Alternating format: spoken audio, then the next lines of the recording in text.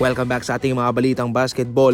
Hindi na po napigilan ni Kendrick Perkins na sabihin na naging palpak ang Golden State Warriors kay Stephen Curry. Ayon pa sa kanya, everyone has failed Steph and his organization. We're talking about an all-time great. I'm talking about Steve Kerr, Draymond Green, Jimmy Butler. Hindi nila makuha ang tamang tiyempo. Kung tutuusin, hindi lang yung mga pangalan, yung mga nabanggit. Dapat kasali rin yung kanilang front office sapagkat mayroon silang kapangyarihan na baguhin yung mga nakapalibot kay Stephen Curry pero parang kanilang hinahayaan lamang. Si Steph ay nag-average ng 28 points, mayroong full 7% na shooting sa field and 40% sa 3-point line. Wala rang saysay ang kanilang pag-trade kay Jimmy Butler kung sila'y nasa pang-8 posisyon lamang.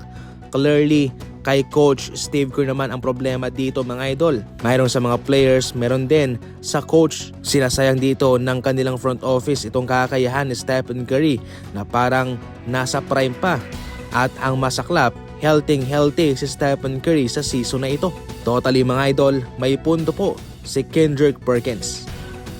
Na-trade daw si Trae Young na walang first round pick na kapalit, samantalang si Luka Doncic ay isang unprotected first round pick lamang. Samantalang ang Brooklyn Nets ay nakatanggap ng 4 na first round pick at isang protected sa 2025 first round pick via sa Milwaukee Bucks.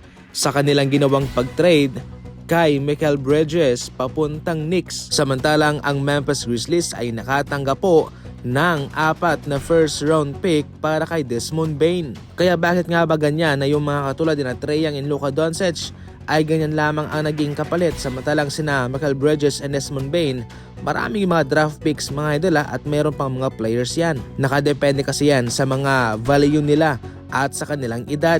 Bata pa sila mga idol itong sina Bridges and Desmond Bane kaya mataas pa ang kanilang lalaruin sa liga. At syempre meron silang potensyal. At nakadepende rin po yan sa kanilang negosasyon. Hindi rin po ganyan karami ang may papadala ng kanilang mga trade partner kung hindi rin po sila pumayag. Si Trae Young naman mababa ang kanyang value. Malaking pabor na ang ginawa ng Washington Wizards sa pag-trade para sa kanya.